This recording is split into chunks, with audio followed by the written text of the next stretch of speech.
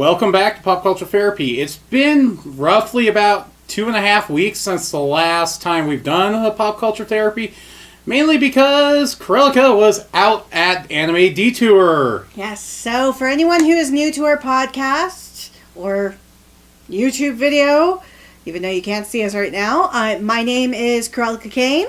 And I'm Advent Nebula. And this time, our Pop Culture Therapy session is going to be on new content overload. Basically, there's a lot happening in the world of pop culture. Music-wise is probably the most simplistic version of it. I'm not a big person on top 40, so I can't really comment on that.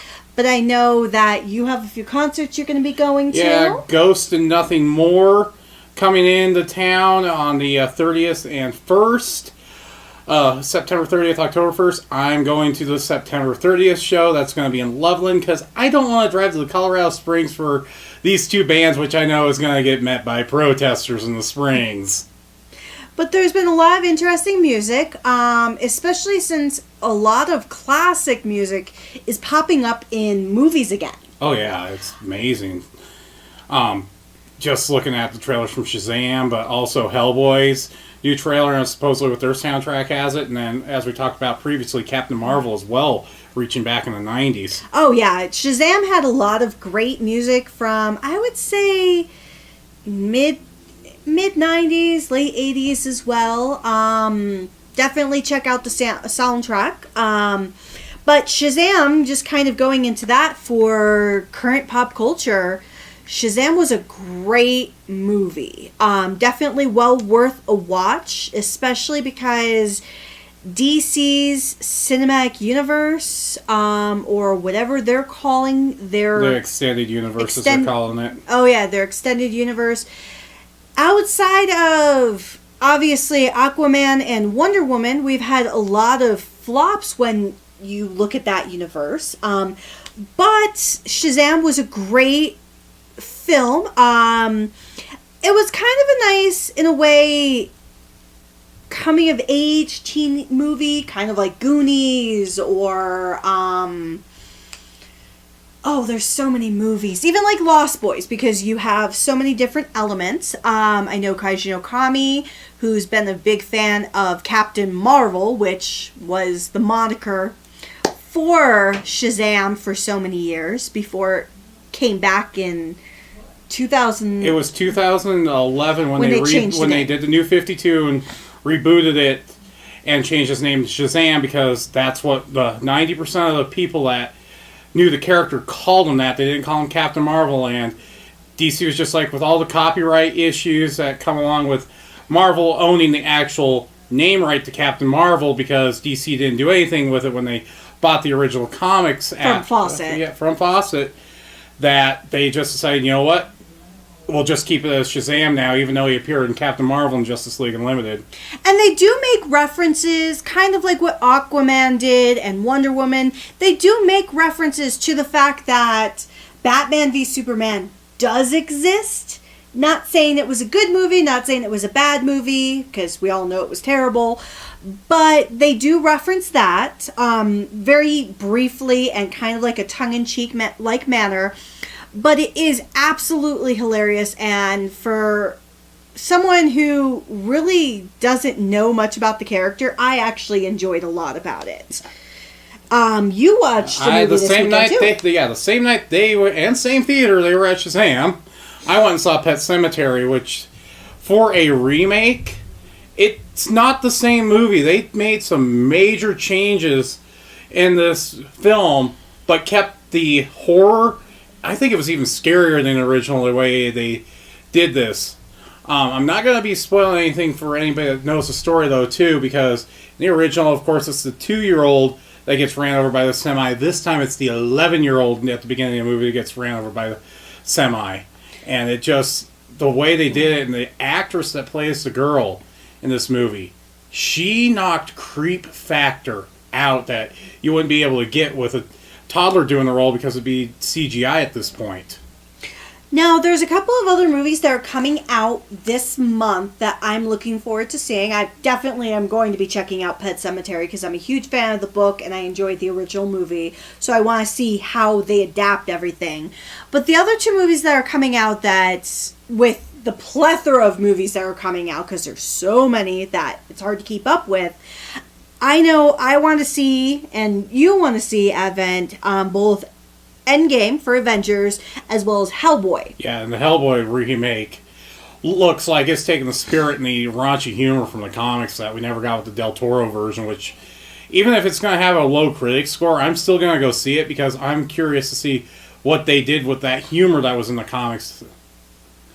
And then, of course, both of us are really looking forward to Endgame, which I don't think anybody that's a Marvel fan is not looking forward to Endgame. It's already broke ticket sales records. Well, it has, and I think what's so exciting about it is they did, a very good job with Infinity War.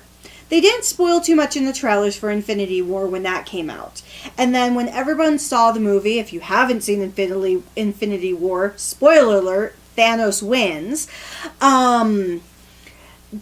But even for Endgame, they're very, very good at keeping a tight lip, including the actors and everyone else that's involved with it. And the trailers don't give much away. Well, you know they're going to win, yeah. But what the Russos have actually came out and said, there's footage in that trailer that they just shot specifically for the trailer to throw people off on what the plot is. Ruffalo today, in an interview on the Today Show, ended up saying that they shot 5 endings for this movie, and the actors weren't even told which one was going to be the actual ending that they shot. When I was watching some clips from Jimmy Kimmel Live, it had Scarlett Johansson, Robert Downey Jr., Chris Hemsworth, and who was the other one? Paul Rudd. And they were talking about, and they even said that they only saw so much of the script that very rarely did any one actor have a full copy of the script to know start to finish where things went if their characters weren't involved. But speaking outside of this movie, but still within the Marvel Universe, they were talking about the funniest lines that they ever had to say. And I actually wanted to highlight this because I thought it was so cool since we just recently watched Thor Ragnarok, is in the scene where Thor sees Hulk for the first time, and he's so excited. Well, I guess there was a Make-A-Wish kid on set watching the scene, which I thought was so very cool. Well, he actually got to add a line into the movie because they were doing a scene where Chris Hemsworth had to be so excited because he saw Thor, he was happy, and this little young man actually was the one who said, "Why don't you say he's a friend from work?" Perfect. So, and I guess Chris Hemsworth, I think it's Tahiki or Wahiki. Tatiki Wahiki. Yeah, I'm going to butcher that name forever. It's a Dutch New Zealander. That's why the name's so funky is the way I to think it. And both Chris Hemsworth and him both loved it so much that they're like, yes, we're going to go with it. And Chris Hemsworth said that was like the best line he ever got to record for anything. Because, one, it was the funniest thing to ever consciously think about. It's a friend from work. And then having a kid just think out of nowhere with this powerful line. So he's been cemented in movie history forever. Which I think is a nice little homage and lineage that this young boy can have going through such a terrible situation. But on a more happier note, with pop culture overload. The reason why I call it that is because any anime fan knows that you get, unlike television shows where you have seasons, and I use quotations because they're really not like that, anime actually has clear-cut seasons. You have your fall/winter, your spring, your summer, and then your regular fall. Yeah, they break it down, and they're called cores. In French TV, I guess does the same thing where they break shows in the cores throughout the year. So, because sometimes you'll have a show air in the spring and it won't come back again until the winter. So it's only where they're aired in sections. Anime does it's the same as well, unless it's a long-running series. Which I know doesn't happen very often in U.S. markets, because you have sweeps. Yep. You have sweeps weeks, which usually happen, I think, in twice a year, January and... November. No, September. Or it's October now. It's October now? Yeah, it's October. Because you have 2 periods of sweeps weeks. Because this is when, especially if you were a kid in the 90s, you had sweeps periods where you would get like all the TGI Friday shows, like Step by Step, Full House, all of those types of shows. Same thing within Living Color and things like that. So that's a very popular thing here. So it's weird when you have new seasons just pop up 4 times a year. And for anime, especially if you are a big fan of anime, it happens where you'll probably see about 20, 30 different shows pop up each season, which it's impossible for one person or even a family to watch 20 to 30 seasons. Yeah, it varies season to season. Spring and fall are the 2 times you'll see as many as 35 shows.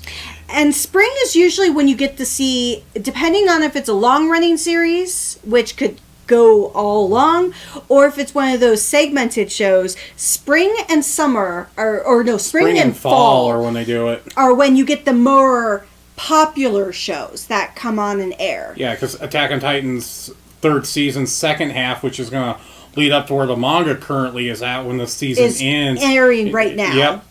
One Punch Man, after 4 years, season 2, which I ended up watching the first episodes that premiered on Hulu today. JC Staff now taking over. Not the best idea. JC Staff is notoriously known for taking on way too many projects at a time. They have 3 series airing right now, currently in production, and you can tell they're cutting corners. And another series that has come back after about 17 years is Fruits Basket. So Fruits Basket is getting the same treatment as Full Metal Alchemist did. So because of the popularity of the series, they have decided to redo the series, even though the 26-episode original anime from 2002 was 2001 to 2002 was a killer show.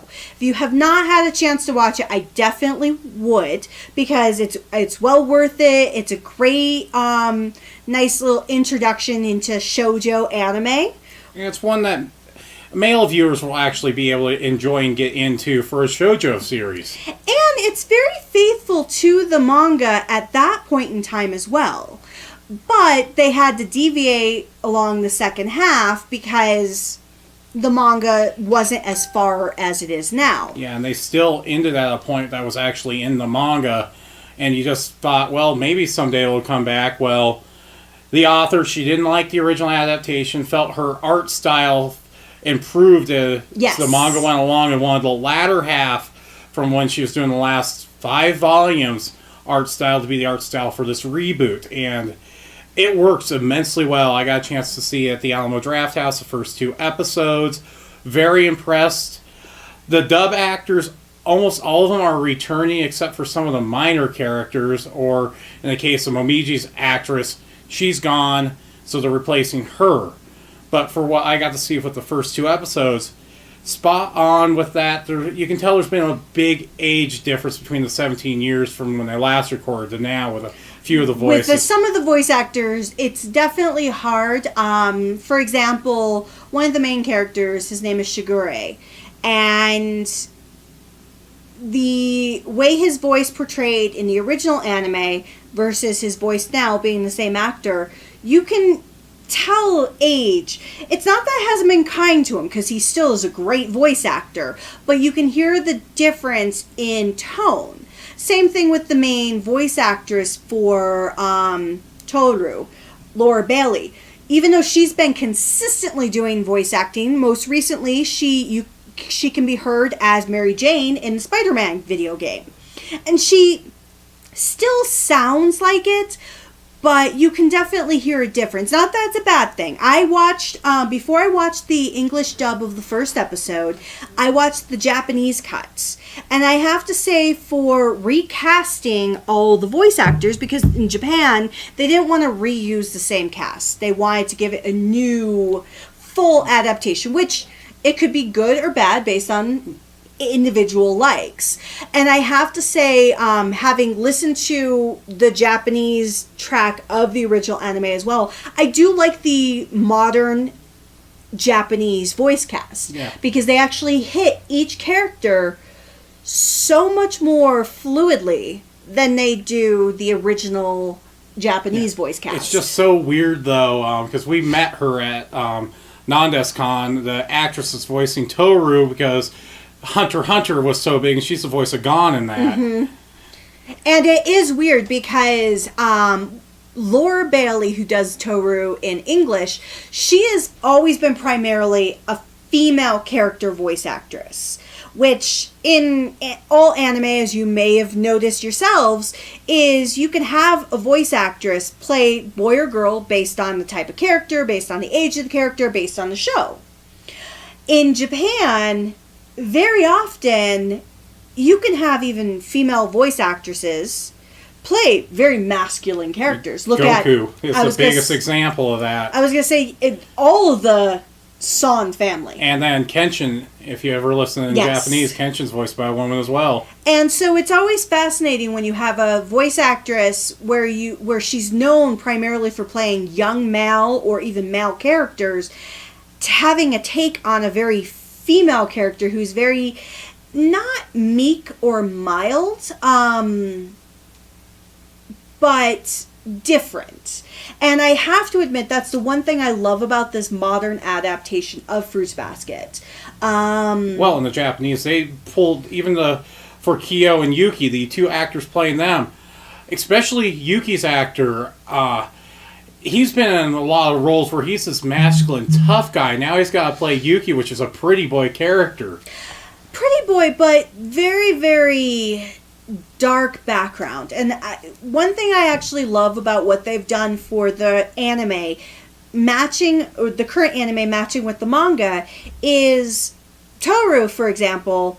In the original anime, they portrayed her not terribly, because it was pretty on par, is almost ditzy.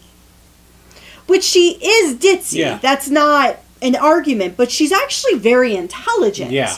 But they didn't play up that enough, and I feel like with even in the first episode, you can see she's not the brightest bulb out there, but she is brighter than most comparable female leads that you see and these this days. is going to be one I'm going to be watching in both the English and the Japanese as it's running, Mm-hmm. especially with Mao. She is playing the fangirl of Yuki's fan club, and I loved her in Gokaiger as Gokai Yellow. Oh, yeah. So it's going to be really interesting to hear her take on that. It's hilarious. It's hilarious. Another series I haven't watched yet, but I'm eager to watch when it comes out. It's going to be later on this month. Is Gundam Origins. I know it's just a TV edit of the OVAs, but it'll be nice because I'm curious to see if they're going to do what Unicorn did. I have a real gut feeling they're going to, which means you're going to have some episodes worth 4 minutes of recap. Well, I'm not just talking about that, but even with the Unicorn television show, they added additional footage. Yeah, they added a little bit of additional footage in the episodes in the early part and then towards the last few episodes. So I'm curious to see if they may do that. The other thing is the newest episode just dropped in Japan on video for Origin. Are they going to include that or not? Well, that's the other thing. Now, one series I'm actually eager to watch just because everything looks kind of interesting from what I've seen is that Fairy Gone. Yeah, I know nothing about the show. I kind of read a synopsis of it and I'm just like, okay, that's going to be a take on the Supernatural that I kind of want to watch a lot of. Well, exactly. And there are a lot of good shows out there. So I would definitely take a look. Where I go to look at the anime calendars for throughout the year, because they've been pretty accurate in my opinion, is livechart.me. I will definitely make sure that's put in the description so you can find it if you ever want to see what's coming up for future seasons. Outside of anime, going into tokusatsu for, sadly, just a brief moment, because we still have so much, really, is Ryu Soldier. I haven't watched the 3rd episode as of yet. Neither have I. I think the plan is to watch episodes 3 and 4. We'll probably be watching 2 because 2 people that we are with still have yet to watch it. Oh, yes. So we'll probably end up watching 2 through 4 this week. Which, I have to say, watching episode 1 and 2, I know Kaiji Okami and you had mentioned that you didn't enjoy episode 2 as much, but I actually so far really enjoy the characters, really enjoy the pacing of the story. I think the one thing that kind of irked me is like, yeah, you kill the mentors off in the first episode, but we know it's a dinosaur tokusatsu with a dinosaur theme and a Sentai. They're probably going to be back later on, but still kind of irked me, especially with the way this episode 2 flowed. Well, I can understand that. I do enjoy the closing. It's nice to have the dance back. It is. It's nice to have the dance back, and I'm kind of hoping, I know it may still be a few weeks, but the one thing I love that Japan does is they almost do like a call out for people to show off their dancing of the dance. And I just watched one of my friends do the full dance. And I wish I had the coordination because I would love to do that. I would love to do the Kyoruger. The Kyoruger is probably the funnest one. For the samba. Yeah. And then I would like to try the Gokaiger stuff. Yeah, or even going back to Abba Ranger's dance. Oh yeah, Abba Ranger is good. Speaking of older Sentai, I've been watching, I didn't watch straight through as Kaiji Okami did, but I watched a lot of Hurricaneger, and I personally love that show. It's the same with me. Hurricane Blue is one of my favorite of the Blue Rangers of all time. And especially for the female. Especially for the female, but just as a Blue in general. She's one of the most level-headed of all the Blue Rangers that's out there. She is. And the one thing I love, when I first watched Hurricaneger ages ago, and he's still my favorite of the Rangers, and that's Shurikenger. Oh, yeah, and just and you got to see all these older Sentai actors come back in and just for an episode, and then, oh, it's him. Well, and for me specifically, when I had first watched Hurricaneger, I only knew a couple of the series. So I only knew like 1 or 2 of the actors. It didn't have as much of an impact on me then because it's like, okay, he's just... It was still cool because he was shape-shifting as different individuals, but to actually now recognize all of the people that he's taking on, like Mega Red and Gavin and so many other, and Shishi Ranger. Yep, Shishi Ranger also. God rest his soul. Ended up being a few of the other Rangers from the 80s as well, like Flash Red is even one of the times when he's the, I can't remember if it was the bookstore owner or if it was the restaurant owner that he was. It's been so long since I've actually seen Hurricaneger. But it's such a great show, and another thing I love is when they do their transformation, it's so just over the top. And I love when they finish and he does the hand move and he's like, Asanjo! And I'm like, yes! It's always resonated with me, and I know it's not the best of all the Sentai shows, there's so many better, but it's just so it's just one of those that, yeah, I won't be surprised if Kaiji Okami gives it a 3 out of 5. Oh yeah, I have no doubt. But it's still a fun show that I recommend watching just for the comedic side of the series. It's a very comedic Sentai. It is, and I think that's why I really appreciate it, is because it is so comedic. And it's done, in my personal opinion, it's done thoughtfully. Yeah. It could be, because unfortunately when you think of Sentai and things like that, we have Car Ranger, where it was done great. And then you have other series like, oh god, the one with like a million Rangers. Oh, Q Ranger. Q Ranger.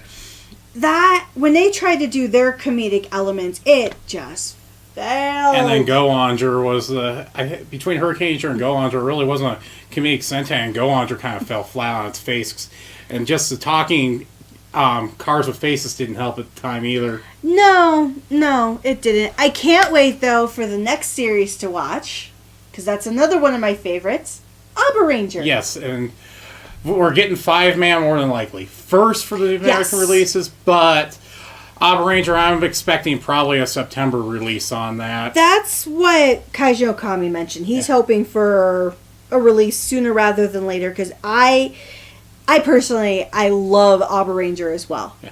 And one last thing on the Tokusatsu side, even though it's not true Tokusatsu, the Netflix Ultraman series, all 12 episodes dropped, funny enough, on April 1st. And no, it was not an April Fool's joke, because this series, I actually enjoyed their take on the Ultraman. It's a sequel to the original Ultraman show with several of the other Ultraman in the mythos popping in, but the biggest draw of this is they stay human size. There is no growing on this in this show because it's an adaptation of the manga. Only adapts the first 3 of the 8 volumes, but it did a really good job of adapting the manga. Yeah, I have to sit down and check it out. I've seen a number of reviews on it, more so on the positive side, and a few of the negatives, they're either comparing it to modern mech anime without knowing the nature of it, or I've seen a couple of people who have mentioned where it didn't live up to the live action versions, which I can appreciate it because everyone's going to have their own different flow, because Ultraman, just like Tokusatsu, just like all of Tokusatsu, you have such divisive preferences. You either prefer the original live action where you have the very creative suits. Mm-hmm. And I say creative because it's hard because some of them look so terrible. Yeah. But then you also have, when it goes to the animation, they can at least do things that's not going to be so focused on CGI that it takes away from the storytelling. And with this being a full CGI anime, they did the smart thing, and they hired the studio that did both Ajin and Archipelago of Blue Steel, 2 CGI anime at times. You're not taken away by the fact that CGI, the animation's that clean and crisp. Yeah, sometimes the character movement's a little awkward, but since the studio's been around, they've worked their way over the years and have almost perfected how to actually animate with full CGI. It's not like the Final Fantasy CGI movie from forever and a day ago. I would say if you ever want to watch a truly bad CGI movie, I know it's called Final Fantasy. I can't remember. Spirits Within. Spirits Within. Yes, it was terrible. But and some people are like, oh, they watched the Berserk anime from last few years back, which is full CGI. No, it's nothing like the animation style of that. The grit and grime that they have in this Ultraman anime fits with the style of the manga. The manga, what's funny enough, kind of was drawn in a way that if you wanted to actually capture the art style, you almost had to do it in CGI. That makes sense. So kind of moving into the last element before we kind of go into what we want to do for the rest of this month and also recap on conventions. Our recap. So the next topic I want to focus on is actually a couple live action series. One is related to anime, one is related to a classic television show. And then I have one that Amazon's going to be dropping next month that a lot of people are excited for, that I am as well. And one is the second season of a very dark show that was based off a comic. So first and foremost, any anime fans may know Cowboy Bebop is getting a live action treatment via Netflix. It's going to only run for 10 episodes. That's it. They're telling the complete story in 10 episodes. So we have the cast announcements for 4 of the main characters. Ed is not one of them as of yet.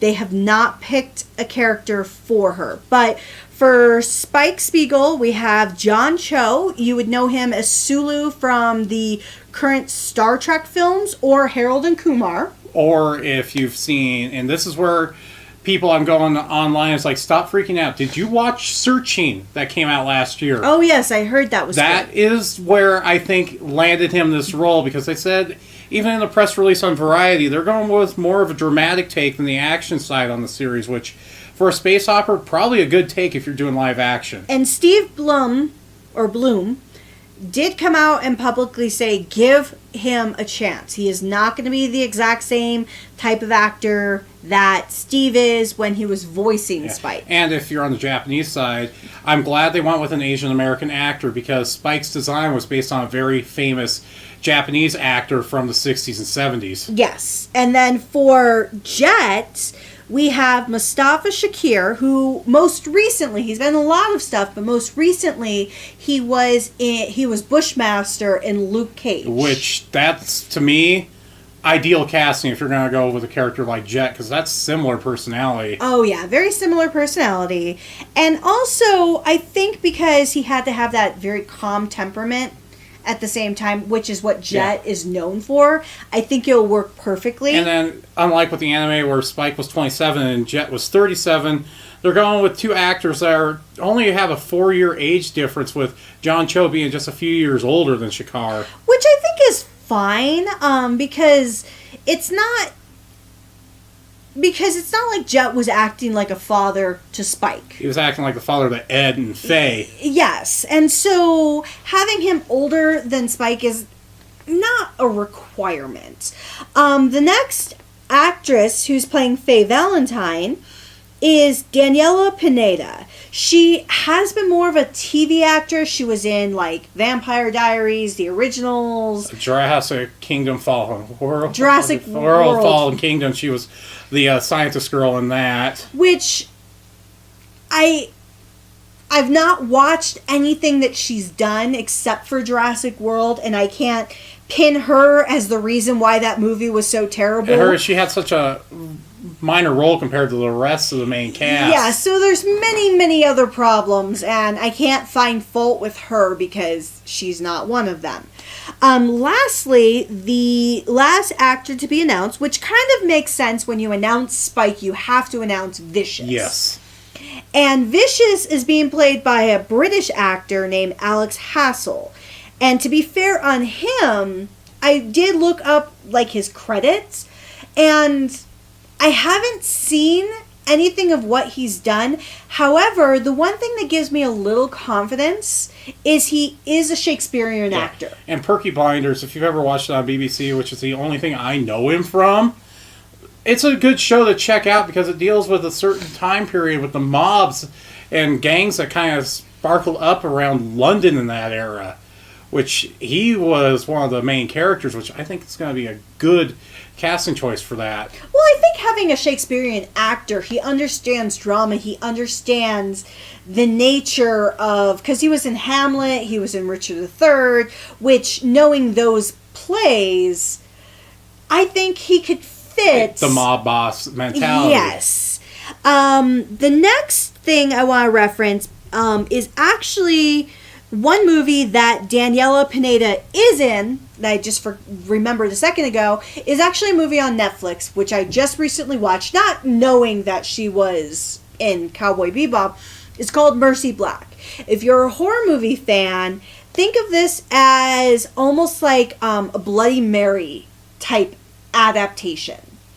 And it deals with supernatural elements, it deals with mental illness, and it's such an interesting and creative take on how mental illness as a child can evolve and almost create its own entity. Wow, that sounds like something I'll enjoy. It definitely was a good movie, about 2 hours long, and she's actually the main character. And one last thing on the Cowboy Bebop, and this is going to disappoint some people. It does not sound like they're going to be using a corgi for Ain. They came out and said they are testing out any dog they can with trainers, and whatever one works best with the training staff is the one they're going to pick. It sounds like it'll be a husky, because 4 of the dogs they've tried out so far have been huskies that they've been able to work with best. Which, as disappointing as it is not to have the corgi, I can understand because live action, as we've seen with a lot of movies and things like that, it's very difficult to work unless they're well trained. And corgis, kind of like cats in a way, don't care. Shiba Inu is another dog that's like that, don't care. Another thing on Netflix that I haven't started watching yet, but I'm so excited that it's finally back, is The Chilling Adventures of Sabrina. I've been a fan of Sabrina since I read the Archie comics, since I watched Sabrina the Teenage Witch back in the 90s and 2000s. So the first season, if you haven't had a chance to watch, it's much, much darker than anything that you would have expected. And then they did a Christmas special to kind of tide fans over until the second part came out. And once again, dark as shit. And it's really worth it. And somehow they said eventually you'll see how it's tied into the Riverdale, which airs on CW, which I'm going to be curious to see how that... I don't know if I want to know how it ties in. It's... Riverdale, I tried watching that, and I may give it another chance just in honor of Luke Perry, just because he was the dad in it, but it was hard, and they went to a very strange, dramatic route. If you've read Archie comics, it's not high-focused drama. No, it's teenage angst with a lot of romance that it's just like, will they, won't they? Especially because you have Betty and Veronica all clamoring over Archie. I was like, wait, this is Love Hina, but for America. and so much more lamer. Finally, before we do our update on Convent... Oh, sorry. I have one show I'm really looking forward to that's dropping next month. What? Good Omens. I got its adaptation finally with David Tennant playing the agent of Lucifer. I forgot about that. If anybody's read the Neil Gaiman book, they are probably just as equally excited as I am to see how they take this, because they said it's going to be more than one season, so I'm wondering how much of the book they're going to be adapting. That's and a good point. The kid that they got to play Lucifer's son just looks like he's having a blast from what we've seen. He hasn't done any interviews yet like David Tennant has and a few of the other cast members, but with that dropping on May 31st, very curious to see how it is. Unfortunately, we'll be at Denver Pop Culture Con when it first dropped, so I won't be able to get to see it till the next week. I know. I was just looking at a picture of him from Good Omens, and my lord, he looks strange as an agent of Lucifer. As a ginger. But kind of going that horror route then, this is actually airing on CW All Access, is the new Twilight Zone adaptation. Oh, you mean CBS All Access? CBS, yes, sorry. So many channels have their own pay service now. Just wait, Disney's got a $12 a month subscription coming later this year. I know. We'll get into that high cost of under pop culture another day, which will be a future episode because I think it's something to talk about. But nevertheless, Twilight Zone, if you have not had a chance to, and I've just been rewatching a lot of the episodes with Kaiji Okami because he has not seen the full Twilight Zone series when it neither of us were a thought in anybody's mind when it originally aired. But so Twilight Zone originally aired from 1959 until about 1965. And then it took probably about a 20-year break. Came back in the 80s. One of the first episodes was a remake of one of their most popular episodes with John Lithgow. Mm-hmm. And then it took another break. And then you had a movie back in the 90s, I believe. 93, I believe. I know it was the early to mid-90s. Yes. That's all I remember when it came out. I didn't enjoy it, so it's not even clear in my mind. And then most recently, Jordan Peele, who, if you've gotten a chance to see any of his work, he was on Mad TV, Key and Peele, and he did both Us and Get Out. So he is taking the helm. However, I don't know from watching the first episode how he is taking the helm. Because Rod Sterling came from radio shows. So he did a lot of radio adaptations, a lot of his stories, which they're actually on the Blu-ray set, And that's how he was known. And he shopped around the story before it was purchased because nobody was sure if a televised science fiction / horror show would work. Which makes no sense because if you know anything about radio shows, there was at least 50 types of radio shows that were all horror-esque.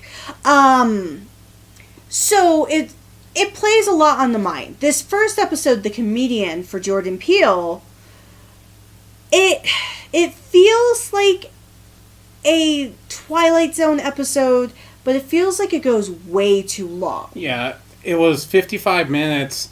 Felt like the story could have been done in maybe 25 minutes. It could have been a regular standard 30-minute episode and worked. Even Twilight Zone back in the early 60s tried hour-long episodes, I believe, for season 4, and they went back to the old formula as quick as can be because there's a challenge when you're trying to tell an insular story like that in too long of a period. With watching the first episode of this one, The Comedian, I knew exactly where the story was going to go about 15 minutes in. I think I kind of knew the moment he was... Because Tracy Morgan's in the show, and he's a great comedian. He was a great foil for it. So if you get a chance to see it, it's worth seeing, and I would really be interested in your opinions about how you thought of the episode, because the more I think about it, it's not a terrible episode. It's just... It's very, very different and not cultural-wise. But in a horror aspect, it's very by-the-numbers story. Oh, yes. It's basically, if you think of color by numbers, they check off every element that you can for horror. Definitely something that I don't know, because this episode was for free on Netflix. Not Netflix, YouTube. Oh, YouTube, I mean. I don't know if they're going to do this for all of the episodes. They are not. As soon, if you are an Amazon Prime subscriber, just like with Star Trek Discovery, as soon as the full season is done airing, they'll be free for Prime members. But the question is, but my thought is, how worth it is it? Yeah. I personally, right now, being that I'm going to be giving up Amazon Prime because the cost versus what's available is not worth it to me. And unlike Netflix, unlike Funimation or Crunchyroll, those are services I don't mind sharing with others. Because yes, they have stores on them, but it's not like people go out of their way to buy things on there. But when you come to something like Amazon Prime, that's the entire purchasing mechanism. And I just don't know how I personally feel comfortable sharing my account. I wouldn't be comfortable, even though I'm really good friends with you, I wouldn't be comfortable sharing my Prime account with you guys still. Because because anyone would have clear access to your credit card information. Yep. Because with Crunchyroll, Funimation, and all of that, nobody has access to your credit card info. Because you have to log into that part with your password. Yes, that's a completely separate entity. And so, unlike other streaming services that you can share, and there's not enough on CBS itself that I feel paying a cost to watch something would be worth it. Yeah, for me, Amazon Prime, for me, personally worth it, not just because Man in the High Castle, Philip Dick's Electric Dreams. They got The Expanse after Sci-Fi canceled, which is a show I really, really like, which the two authors of the original books are going to be at Denver Pop Culture Con, which I'm going to be really interested to see what they thought about that rescue. But I also know that the Twilight Zone will come out on disc. Yeah. Unlike Netflix, which is very poor at releasing physical content, CBS must know. Discovery has had its first season released on Blu-ray, so this more than likely will. So that's another thing I think about, and I am a very big advocate, and maybe we'll have a pop culture episode on this because it actually is something that's near and dear to my heart. Libraries. Libraries are a great resource for physical, digital books, physical, digital media of any sorts. And when I don't want to spend money on watching something, but I still want to support it, I will go to the library. Yeah, where I'm one of these that just looks at the death of physical media, especially as a gamer, as one that just lights a fire under me. Exactly, and that's why I go to libraries, because if I can see the physical media there, I'm going to do it. Detour now. So Detour was an interesting experience. One, I love Minnesota. I've been to Minnesota, been going to Minnesota on and off since the year 2000. More frequently these last 4 years, but I've been familiar with the city with the state for so incredibly long. Yeah, and that St. Paul Minneapolis Metroplex is pretty interesting because it's really, outside of Duluth, the only two other large cities in Minnesota. And so Anime Detour was a great experience. If you get a chance to, I would definitely watch our recap video, where we show kind of highlights of a lot of the different cosplays, the voice actors we met, and all of that fun stuff. So I got to catch up with a lot of voice actors that I haven't seen in a while, especially Jerry Jewell, who is Kyo in Fruits Basket, as well as Viktor Nikiforov and Yuri on Ice. He's such a... Basically, my way of saying it, and it's terrible, he is the whitest man on earth. And I say that because he's so proper. He's like white and nerdy from Weird Al. I see that, I hear that song, and I picture Jerry Jewell. And during the charity auction, and it's hard to really replicate because it's one of those you have to be there to experience. Every time he was auctioning anything off for charity, somebody would be like, "Are you going to kiss it? Are you going to lick it?" I'm like, oh my... And between him and a couple of the other voice actors, it just became almost like this joke that was so ridiculous you don't understand, because you have this very prim and proper man saying the most terrible things in the world in such a prim and proper way. So it's similar to the Sharpie signing incident at NDK with Michael McConaughey and his wife. Yes, think of, okay, My Fair Lady, Audrey Hepburn. When she becomes very proper Audrey Hepburn, and she still is who she is, she's just saying bullshit with this very highfalutin voice. And that's exactly how it is. One thing I was very happy about is I did, without Advent Nebula, I did another segment of both horror versus anime, as well as how to be an anime villain, or what makes an anime villain. And I have to say, selfishly, I was very happy. Both panels probably had about 80 people. So you got full houses in those So I had full rooms. houses, not compare... Less than what we had when we did it at Non-Discon or Colorado Anime Festival, respectfully. That non-Discon, we got the largest room that they had. We did, and we actually got one of the larger rooms for these panels as well. So it was, for me, selfishly, I was very, very happy. One thing I love about doing any kind of hosting for conventions, so if you're unsure of if you ever want to get in front of people, anime conventions are a great way to figure out if you can do public speaking, because you either have to do it to a room of 3 people or you have to do it to a room of 150. And we've had 150 people in a room together. Oh yes, and so you learn very quickly how comfortable you are with other human beings. So both of the panels were a lot of fun.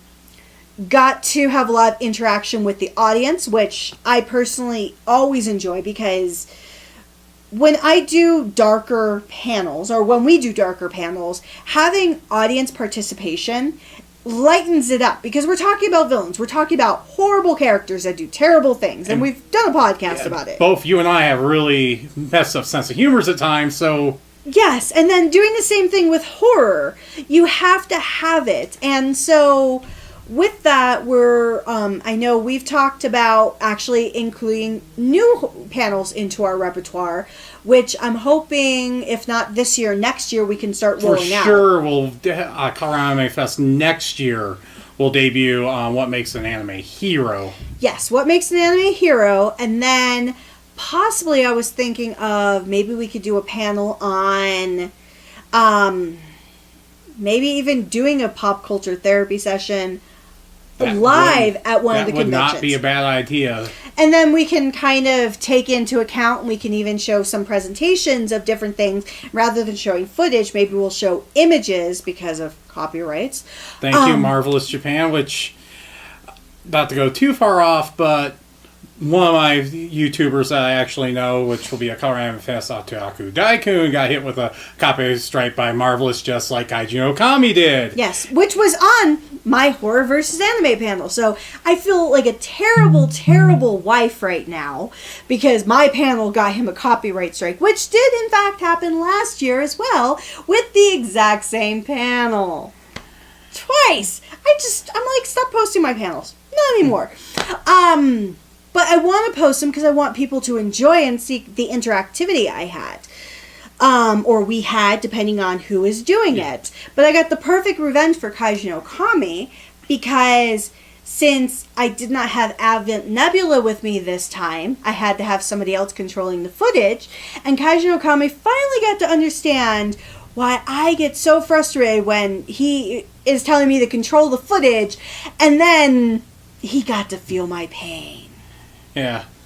And then with the Anime Detour being one of the best cons that we've probably been to, I've been to 2 of them, they've been to the last 4. We're coming up on one that we all really enjoy, Colorado Anime Fest, which is coming up Easter weekend, which is only 10 days away from now. And just looking at the guest list right now, 2 actors I'm really excited to have an opportunity to talk to, if it's in the press room or just in an autograph line or at one of their panels, Jade Saxton and Kirk Thornton. Kirk Thornton, I have to admit, I'm personally excited to, if I have a chance to chat with him, because one, he's done a lot of Broadway and theater, and that, while I've never done theater myself, it's always been a passion of mine. But he also, if I go into the anime realm, what's so cool is he's actually voiced one of my favorite characters. And that's Saito from Rurouni Kenshin. And that's probably the first role I remember hearing him in when Same it was here. on Toonami. It was. And so I'm excited to meet him because he's done so much anime-wise. Jade Saxton, I do like her as well because she has been an interesting voice actress. She hasn't done a lot that I'm very familiar with. One I am excited to actually see if I can meet is Austin Tyndall. Because he is a lot of fun with a lot of his voice acting, and plus he is voicing, I would say it's one of my favorite characters from modern times, but it's actually the reason we got a copyright strike, Tokyo Ghoul. Yeah. Because I am a huge fan of Tokyo Ghoul, and he does the main character, Kaneki. And so I really would like to chat with him, especially because he actually goes into engineering, and maybe I can convince him to actually leave his passion of voice acting, go back into engineering, and come work for my company. And then somebody that will more than likely end up interviewing again, but this time probably more of a fan talk, would be Lauren Landa. I did put because we have the option of asking to interview any guest. So I put Lauren down as I really do enjoy her, and the last 2 times that we've done interviews, we have talked nothing about what she's done in her work, just everything we like to watch. It's the most ridiculous panel in existence, or most ridiculous interview in existence, because we just talk about horror the entire time. Yeah, especially when the two of you have met at a bar, one of the bars, one of the hotels one time, you two just ended up talking about horror movies for like a half hour. I have to admit, being a former drinker, because I really don't drink that much anymore, you meet voice actors in the most interesting places and have the most interesting conversations. I will never go on record of the conversations I've had, so I do apologize if you ever want to hear those stories. I cannot tell them because I'd probably be murdered in my sleep. Yeah, only the ones that are allowed to tell the stories are the actors that were there at that bar at that time. Or in any press room or anything like that. I do keep their privacy sacred. I think the only person who knows the stories outside of me and whomever the actor is usually my husband or the myself. people I trust. It's really just three, 4 people. That's about it. Yeah. I try not to share too much. But outside of that, the next con that we did apply for press for, actually next 2 cons we've applied for press for, I obviously can never guarantee I'm going to get anything, is one's going to be Denver Pop Culture Con, which was formerly known as Denver Comic-Con. And the reason, well, I enjoy going there not just because there's celebrities or anything like that, but there's a lot of great artists, there's a lot of great comics. The indie artists and the vendors area is just one of the most amazing places to just kind of hang out and people watch at the same time. There is, and I always enjoy all the different types of comics, all different types of artists, authors that I can potentially meet. But I am hoping this year we can possibly interview the team from Critical Role. If not the whole team, at least get some of the smaller name ones of the members on there at least. Exactly. Just to be able to kind of talk to them about what they do, what they enjoy about gaming, what they enjoy about their other passion projects, what motivates them. And then if you have any questions that you would ever like us to ask during any of our interviews, and I guess I should have Kaijin Okami do this on his next news report as well. If there's ever any questions that you would like us to try and ask, please don't hesitate to put it in the comment section. We'd be happy to see what we can find out, maybe get some more in-depth scoops for you. Certainly, and we'll be there all weekend for Denver Pop Culture Con. They're, like I was saying earlier, the authors that created the book series that became The Expanse is one that I'm looking forward to that's been announced. Critical Role for the ones... I don't know if I'll end up taking the opportunity to get the picture with all of Critical Role, because it already said it's $200 if you want it with everybody but Ashley Johnson. She's apparently doing one separately from the rest. Because she's only there for one day. But that's up to 4 people. Yeah. So that's, if you can get 4 people, because when we did the... it was the Stan Lee one. Stan Lee one for 100, it worked out because Marcus, or Kaiji Okami and I, it's not like you don't know his real name, did it together. It was 50 apiece, essentially. But we're married, so all of our money is together. Which is a terrible thing when he wants to buy toys. So many toys. But nevertheless, the other panel, or other convention that we applied for press is the Colorado Springs Comic-Con. And the reason we did that is because we wanted to get an opportunity to see another local convention here, as well as Robert Englund is going to be there. And he's been a horror movie icon of mine, not only with Freddy, but also with like Urban Legend, or I think it's 976435, the phone, the horror movie where it was that evil caller, Supernatural. There's Tony Todd's also been announced for Colorado Springs Comic-Con, which is another horror icon. Which I met him before, briefly, but I met him before, and he is such a cool guy. Because we also met Leatherface.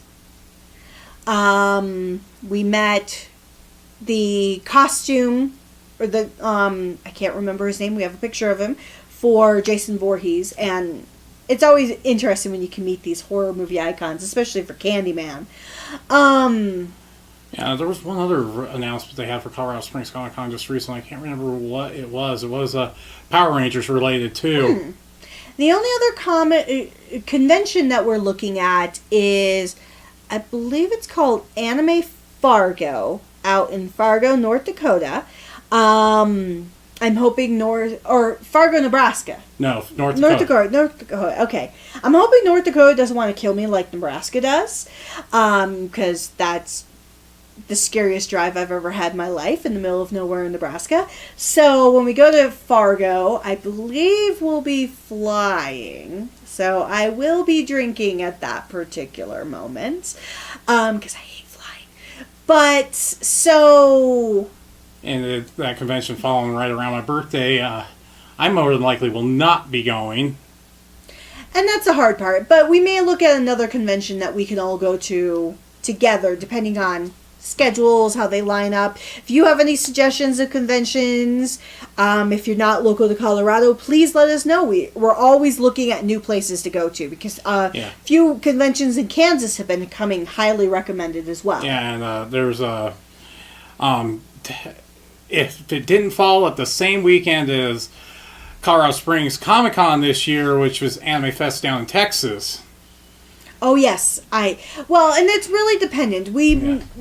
I think our plan of action is to apply for multiple conventions, see what lands, and then take it from there. So we could possibly do Texas, which I love Texas at the same time.